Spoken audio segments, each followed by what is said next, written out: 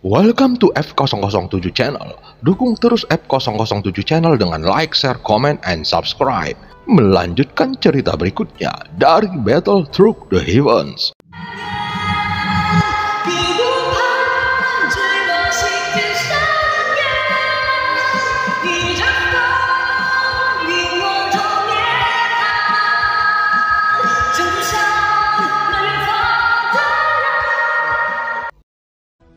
Pada part sebelumnya, saat Xiaoyan dan Yunyun dalam posisi mabuk, mereka akhirnya melampiaskan kerinduan yang selama ini telah terpendam sangat lama. Walaupun di antara keduanya tidak saling terbuka tentang perasaan masing-masing, namun sebenarnya ada perasaan cinta di dalam hati mereka. Sementara itu di tempat lain di lantai atas aula pavilion surgawi yang paling megah, ada ratusan sosok berdiri dan tanpa kecuali semuanya adalah anggota Bianhua. Faktanya mereka adalah tulang punggung dari aliansi Dewa Petarung. Adapun sosok yang berdiri di depan mereka adalah Xiaoyan dan Cao Cao yang berada di sampingnya. Semua mata tertuju pada Xiaoyan dan sebelum pergi dari aliansi Dewa Petarung, masih ada beberapa penjelasan yang harus dia sampaikan kepada mereka.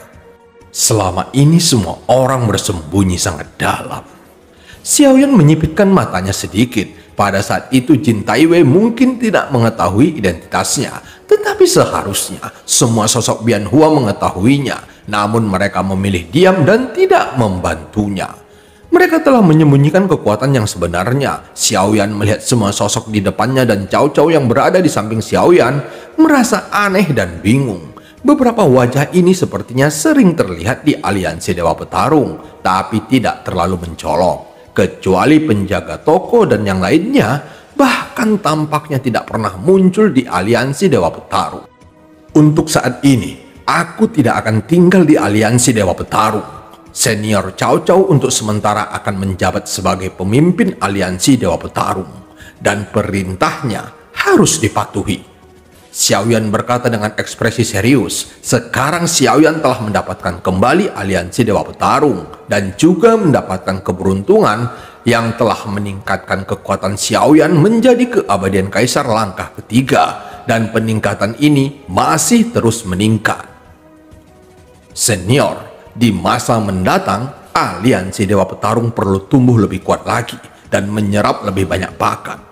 Aliansi Dewa Petarung akan membentuk pasukan yang benar-benar terlatih untuk menghadapi perang yang akan datang. Kita tidak punya banyak waktu. Ini adalah tanggung jawab yang berat dan aku juga percaya kepada semua Bianhua bahwa kalian akan mengabdikan diri untuk itu. Xiaoyan pertama kali melihat Cao Cao dan kemudian mengalihkan perhatiannya ke Bianhua. Mereka sepenuhnya memiliki kekuatan yang kuat dan tidak perlu menyembunyikannya lagi. Itu jelas akan membuat aliansi Dewa Petarung menjadi lebih kuat. Kelompok Bianhua ini sangat kuat. Tapi kenapa sebelumnya tidak bertindak kepada Jin Taiwei? Cao Cao bergumam pelan dan dia mengapalkan tinjunya pada Xiaoyan kemudian ke arah kelompok Bianhua. Dia tahu bahwa banyak yang lebih kuat darinya, tetapi mereka juga sangat menghormatinya saat menjadi wakil pemimpin. Adapun atas sikap Bianhua yang seolah-olah mereka tidak mengenali Xiaoyan sebagai reinkarnasi yang mulia, dia tidak terus peduli dengan kebrutalan mereka sebelumnya dan tidak mengambil tindakan apapun, bahkan dia juga tidak mempertanyakannya. Tetapi dia bisa menebak bahwa alasan mengapa mereka menyembunyikan kekuatan mereka dan tidak mengambil tindakan pasti ada hubungannya dengan pengaturan yang mulia. Hanya yang mulia yang akan membuat pengaturan seperti itu, dan itu berhubungan langsung dengan kekuatan Xiaoyan sendiri. Sekilas dapat dilihat bahwa setelah Xiaoyan menerobos ke keabadian, barulah kemudian semua Bianhua muncul. Jika kamu menanyakannya, ini akan menurunkan semangat hati semua orang. Xiaoyan bergumam pelan. Cao Cao menghormati Xiaoyan dan dia juga mengepalkan tinjunya dengan kuat ke arah Xiaoyan. Meskipun dia sekarang adalah pemimpin dari aliansi Dewa Petarung, namun pemimpin sebenarnya masihlah Xiaoyan. Secara logis dia hanyalah bawahan Xiaoyan. Meskipun matanya bingung dan dia tidak tahu apa-apa tentang Bianhua, Cao Cao tidak bertanya lagi. Kamu dapat menemukan mereka jika kamu mengalami kesulitan. Pemimpin Bianhua akan menjadi sesepuh baru dari aliansi Dewa Petarung. Xiaoyan terus mengatakan bahwa masih banyak sistem tidak masuk akal yang ditinggalkan Jin Taiwei di aliansi Dewa Petarung. Tetapi Cao Cao akan menyelesaikan sistem yang berantakan ini, jadi dia tidak perlu khawatir tentang itu. Terlebih lagi dengan adanya Bian Hua, aliansi Dewa Petarung pasti akan memiliki tampilan baru mulai sekarang dan mendapatkan kembali dirinya sendiri. Sebelum aku kembali, aku berharap dapat melihat aliansi Dewa Petarung yang lebih kuat. Xiaoyan akhirnya mengepalkan tinjunya ke Cao Cao lalu mengepalkan tinjunya ke arah Bian Hua. Xiaoyan tahu bahwa untuk menghadapi Taisu yang besar, tidak peduli seberapa kuat dirinya nanti, tidak mungkin bagi satu orang untuk menanganinya. Jadi harus ada lebih banyak kekuatan yang dilibatkan untuk bersama-sama melawan invasi Taisu. Mendengar perintah Xiaoyan, sepertinya darah di tubuh mereka mendidih lagi karena pertarungan besar akan segera datang. Setelah melakukan serangkaian pengaturan, Xiaoyan keluar dari aula dan melayang di atas pavilion surgawi dan meninggalkan berkah untuk aliansi Dewa Petarung. Saat ini ada sejumlah sumber daya yang disimpannya di dalam pagoda emas dan dia memberikan beberapa sumber daya ini sehingga dapat digunakan oleh aliansi Dewa Petarung untuk menciptakan keberuntungan. Dan banyak jenius di aliansi Dewa Petarung dapat melihat harapan untuk meningkatkan kekuatan mereka. Selama kalian melewati cobaan, kalian bisa mendapatkan sumber daya dan meningkatkan kekuatan kalian. Dibandingkan dengan Jin Taiwei, Xiaoyan tidak pelit dengan sumber daya karena sebenarnya Jin Taiwei tidak ingin aliansi Dewa Petarung semakin kuat. Tetapi Xiaoyan berbeda, dia membutuhkan lebih banyak orang kuat dan atas tindakannya secara alami, Xiaoyan meningkatkan kesan positif terhadapnya dari semua orang di aliansi Dewa Petarung. Setiap orang bertanggung jawab atas naik turunnya dunia. Hanya dengan munculnya orang yang lebih kuat, Sensi akan mengalami titik balik. Apa yang dilakukan Xiaoyan sekarang hanyalah untuk menciptakan peluang bagi mereka. Dan bagi banyak orang, ini adalah kesempatan mereka untuk bisa menjadi lebih kuat. Aliansi Dewa Petarung tidak pernah kekurangan bakat, namun di bawah manajemen Jin Taiwei, hampir sejumlah besar sumber daya berkualitas tinggi dimonopoli oleh orang tertentu yang membuat banyak bakat tidak memiliki ruang untuk berkembang. Xiaoyan mengubah segalanya, dia ingin membentuk orang-orang yang lebih kuat dan mengumpulkan orang-orang kuat ini di aliansi Dewa Petarung. Saat ini semua orang di aliansi Dewa Petarung bersorak-sorai atas apa yang telah dilakukan Xiaoyan. Di mata mereka, Xiaoyan adalah berkah yang mereka tunggu selama ini, dan secara teori dia telah sepenuhnya menjadi dewa di hati semua orang di aliansi Dewa Petarung. Setelah melakukan semua ini, Xiaoyan datang ke bahtera rumah hantu dan segera berkumpul dengan semua tim Fearless. Mereka tidak bersenang-senang, namun membicarakan masa lalu dan sepertinya mereka akan berpisah lagi. Secara alami, Ratu melihat Xiaoyan dari sudut matanya dan mengetahui apa yang difikirkan Xiaoyan meskipun dia sedang memandang Raja Tianzang dan berkata perlahan. Sudah lama sejak dunia bawah menjadi tamu di alam dewa kuno. Aku ingin tahu apakah Raja Tianzang akan tertarik untuk berkunjung lagi. Ratu secara pribadi mengirimkan undangan ke Raja Tianzang dan itu seharusnya menjadi suatu kehormatan untuk dapat pergi ke alam dewa kuno. Aku mendengar bahwa ada ribuan anggur bagus di alam dewa kuno, jadi aku harus pergi dan mencicipinya. Raja Tianzang tertawa dan berkata, sepertinya dia dan Ratu memiliki pemikiran yang berbeda. Yang terakhir sangat paham situasi Xiaoyan yang jarang berkumpul dengan keluarganya. Namun untuk Raja Tianzang, dia mungkin sangat ingin minum di alam dewa kuno. Saat berikutnya, keduanya mengangguk dan kemudian pasukan dewa kuno akhirnya mundur dari aliansi Dewa Petarung. Di luar aliansi Dewa Petarung, ada lebih dari selusin bahtera besar berlabuh. Semuanya dari alam dewa kuno. Dengan pemandangan ini dapat dilihat bahwa untuk mencegah terjadinya kecelakaan, Ratu mengirim bantuan dengan kekuatan yang cukup besar. Jika Xiaoyan tidak bangun, sepertinya Ratu tidak mungkin membiarkan 10 Raja Roh pergi begitu saja. Ratu sepertinya memperkirakan Xiaoyan akan mengalami bencana dan dia siap untuk melawan istana surgawi sampai mati. Dalam perjalanan ke alam dewa kuno, Xiaoyan terus mengobrol dengan orang-orang dari tim Fearless. Tetapi ketika dia menyebutkan benua Daudi, semua orang terdiam sejenak. Meski dunia Daudi belum hancur total, itu hanya masalah waktu saja. Tidak ada yang akan merasa lebih baik saat mengira kampung halaman mereka telah tidak ada. Apa kekuatanmu saat ini? Kami tampaknya semakin jauh darimu. Kami pikir bisa mengejarmu dengan berlatih keras di dunia bawah, tetapi aku tidak menyangka kamu masih Xiaoyan yang dulu, yang selalu melakukan hal-hal di luar nalar kami. Jika dibandingkan dengan kekuatan kami sekarang, sepertinya kami tidak banyak bisa membantumu lagi. Mata Xiaoyan menunjukkan ekspresi kesepian. Meskipun ceroboh, dia tidak pernah malas berkultivasi di dunia bawah.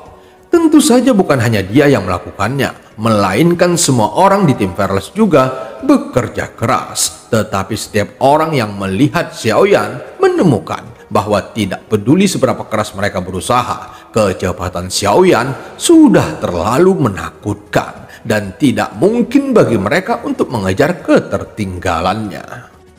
Lagi pula di tim Fearless, semua orang hanyalah orang biasa. Mereka tidak seperti Xiao Yueli yang merupakan reinkarnasi dari Pluto. Sebelum lahir, Raja Tianzang bahkan datang menjemputnya dan terus melatihnya sejak kecil.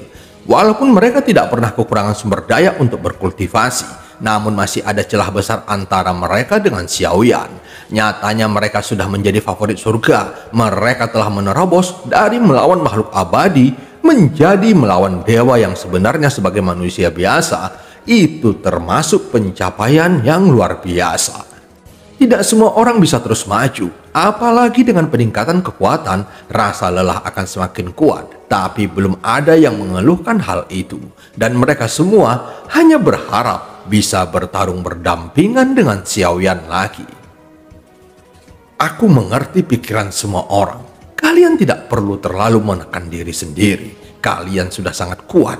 Sekarang kalian telah menjadi anggota dunia bawah. Kita akan mengerahkan kekuatan terbesar dan tidak ada yang bisa lolos dari bencana yang akan dihadapi Sensi. Pada akhirnya, kita semua akan berjuang untuk semua orang di Sensi, bukan?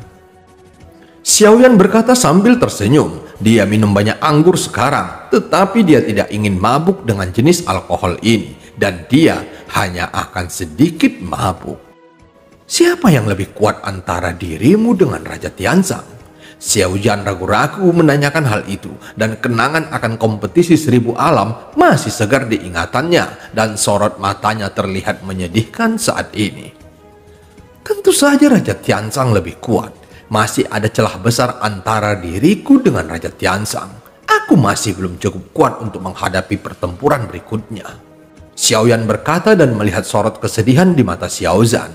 Dia memahami semua anggota tim Fearless karena mereka sudah seperti saudara kandung baginya. Kakak Xiaoyan masih ingin pergi lagi. Tiba-tiba Sun Er yang duduk di sebelah Xiaoyan berbicara dengan lembut. Xiaoyan menatap Sun Er dengan senyuman hangat dan menundukkan kepalanya sedikit. Jika dalam pertempuran ini kita kalah, maka dunia Sensi akan hilang dan semua orang akan mati. Meskipun benua Daudi telah hilang, namun semua orang masih ada, dan selama Sensi masih ada, maka akan ada benua Daudi kedua. Jadi aku harus berusaha agar bisa menjadi lebih kuat lagi. Xiaoyan merentangkan tangannya dan memeluk Sun Er. Dia tahu apa yang diinginkan Sun Er, tetapi Sun Er mengerti tanggung jawab Xiaoyan. Sun Er melihat Xiao Yueli yang akan meningkatkan kekuatannya, dan dia tahu berapa banyak usaha yang dilakukan Xiao Yueli di belakang layar, termasuk Raja Tianzang yang terus melatih dan menemaninya tumbuh dewasa dengan sepenuh hati. Sun Er tidak membayangkan berapa banyak kesulitan yang akan kakak Xiaoyan alami. Dia terus memeluk Xiaoyan dengan erat, dan dia juga sebenarnya telah melihat semua pertempuran barusan. Entah sudah berapa kali Xiaoyan menghadapi momen kritis semacam itu, dan Sun Er merasa kasihan pada Xiaoyan. Tidak apa-apa Sun Er, aku yakin semuanya akan baik-baik saja, dan suatu hari nanti Aku berharap kita semua adalah kita saat ini." Xiaoyan tersenyum untuk menghibur Sun Er dan berkata, Sun Er tahu bahwa apa yang dilakukan Xiaoyan saat ini bukan untuk dirinya sendiri, walaupun pada akhirnya menggunakan kekuatannya sendiri untuk melindungi keselamatan semua orang. Meskipun dia tidak tahu banyak, tapi Sun Er sebenarnya mengerti segalanya, terutama segala sesuatu tentang Xiaoyan yang terikat. Tatapan Xiaoyan lembut dan Sun Er tampaknya adalah orang yang paling memahami hati Xiaoyan sejak di benua Douqi. Dan dari awal hingga akhir, mereka masih menjadi kekasih masa kecil terbaik. Selama reuni, Ratu tidak mengganggu Xiaoyan, tetapi menunggunya mengambil inisiatif untuk datang. Ratu sepertinya tahu bahwa Xiaoyan pasti akan datang kepadanya, karena pasti memiliki banyak pertanyaan. Ratu memiliki alis yang sangat tipis yang membuatnya terlihat lebih mempesona. Tapi saat ini dia tidak terlihat terlalu bahagia. Mata Xiaoyan tertuju pada Ratu dan melangkah maju. Sepertinya wanita posesif seperti ini tidak mudah dibujuk. "Aku sudah lama tidak bertemu mereka. Mereka semua adalah keluargaku," Xiaoyan berkata sambil tersenyum. Dia sebenarnya tidak peduli apakah Ratu mengerti atau tidak. Dia pasti akan tetap pergi menemani keluarganya terlebih dahulu. "Aku tidak peduli," Ratu berkata dengan dingin. "Jadi kamu tidak perlu menjelaskannya kepadaku." Ratu melambaikan tangannya dan berkata. Sudut mulut Xiaoyan berkedut saat mendengar ini. "Pertanyaan apa yang kamu miliki?" Ratu memandang Xiaoyan dan mengangkat alisnya lagi. "Sebenarnya, aku punya beberapa pertanyaan yang ingin kutanyakan, dan hanya Ratu yang bisa menjawabnya." Xiaoyan berkata tidak peduli apakah itu seorang gadis atau wanita yang telah hidup selama beberapa tahun yang tidak diketahui, tidak ada salahnya untuk menyanjungnya terlebih dahulu sebelum bertanya. Mengapa Ratu membiarkan 10 Raja Roh pergi? Padahal Ratu punya peluang untuk mengepung dan menekan mereka. Xiaoyan bertanya untuk mengungkapkan keraguan di hatinya. Tidak peduli dalam hal jumlah atau kekuatan, Ratu tidak seharusnya takut pada 10 Raja Roh. Tetapi yang mengejutkan Xiaoyan adalah Ratu tidak secara paksa menekan Raja Roh dan malah sebaliknya dengan membiarkan mereka pergi. "Jika bisa diselesaikan, maka aku tidak akan memberikan mereka kesempatan sampai sekarang," Ratu berkata perlahan sambil menatap Xiaoyan dengan lembut. "Jadi, apakah karena mereka memiliki beberapa kartu truk di tangannya yang bahkan ditakuti oleh Yang Mulia?" Xiaoyan terus bertanya dan merasa ada yang salah dengan hal ini. Gosip itu memang ada, tapi sebenarnya bukan karena takut, melainkan mereka tidak bisa dibunuh. Kamu dapat memahami bahwa ini adalah pengaturan dengan mempertimbangkan semua makhluk hidup. Sekarang kamu seharusnya memahami bahwa ancaman sebenarnya tidak terletak pada Raja Roh ini." Ratu menjawab dengan tegas, dan tentu saja itu membuat Xiaoyan mengerutkan keningnya dan Ratu terus melanjutkan. "Adapun alasan spesifiknya, kamu yang harus mencari tahunya sendiri, dan kamu harus memahami di masa depan bahwa pengaturan yang dibuat oleh Yang Mulia Zuzang pasti memiliki tujuan, dan hanya kamu yang dapat mengetahui alasannya." Xiaoyan termenung dan menatap Ratu. Wanita itu sepertinya telah mengatakan segalanya, tetapi dia sepertinya tidak mengatakan apa-apa. Secara keseluruhan, banyak misteri dan tidak masuk akal. Semuanya adalah pengaturan Yang Mulia, termasuk Bian Hua yang bersembunyi terlalu dalam. Bahkan setiap momen kritis juga tampaknya sudah diatur. Dan mereka tidak akan mengungkapkan kekuatan mereka yang sebenarnya sebelum Xiaoyan menerobos ke keabadian Kaisar. "Apakah Ratu bermaksud menyuruhku meninggalkan Sensi lagi?" Xiaoyan memandang Ratu dan sejujurnya dia tidak ingin meninggalkan Sensi lagi. Begitu pergi dia benar-benar kehilangan semua berita tentang Sensi dan bahkan tidak tahu apa yang terjadi. "Jika kamu tidak mau, tidak apa-apa untuk tinggal di Sensi, dan aku harus mengirim setidaknya 10.000 dewa tua untuk mengikutimu. Bahkan jika seperti itu, aku tidak akan dapat menjamin keselamatanmu. Jika kamu mati, maka Sensi tidak akan memiliki harapan sama sekali." Mata indah ratu memandang Xiaoyan dengan tajam dan kemudian berkata dengan suara yang dalam. Sepertinya Xiaoyan masih harus pergi meninggalkan Sensi, dan dia tersenyum kecut mendengarkan kata-kata ratu. Dan dengan kekuatannya saat ini, dia bahkan tidak memiliki kualifikasi untuk tinggal di Sensi. Tetapi jika dia memikirkannya dengan hati-hati, apa yang dikatakan ratu bukanlah hal yang tidak masuk akal, karena identitas Xiaoyan saat ini tidak lagi dapat dirahasiakan. Jika seperti masa lalu, alam dewa kuno dapat menyelamatkan hidup Xiaoyan kapan saja, tetapi sekarang situasinya sudah berbeda. Dengan campur tangan Taisu di dalamnya, maka potensi krisis yang tersembunyi akan lebih besar dan sangat berbahaya. Serta tidak mungkin alam dewa kuno menghabiskan semua sumber daya untuk melindungi Xiaoyan terus. Jika hal itu dilakukan, maka kerugiannya lebih besar daripada keuntungannya. Jika harus pergi, kemana aku harus pergi? Xiaoyan merasa sedikit linglung, tetapi faktanya kekuatannya masih terlalu lemah untuk menghadapi perang. Tidak hanya kekuatannya, tetapi juga sarana yang dia miliki sekarang masih sangat kurang dari cukup. Tidak ada keraguan dengan manfaat adanya pagoda emas, namun Xiaoyan belum menemukan keterampilan bertarung tingkat kuno di dalamnya. Selain keterampilan yang dimiliki oleh tubuh fisik, kekuatan tempur juga diperlukan selama terjadi konfrontasi. Dengan kemampuan Xiaoyan saat ini, dia mampu menghadapi keabadian kaisar langkah ke-8 ataupun langkah ke-9. Namun jika dia bertarung melawan level ini, maka Xiaoyan akan membayar sejumlah harga yang tidak kecil. Dan film pun berakhir. Sampai ketemu di part selanjutnya.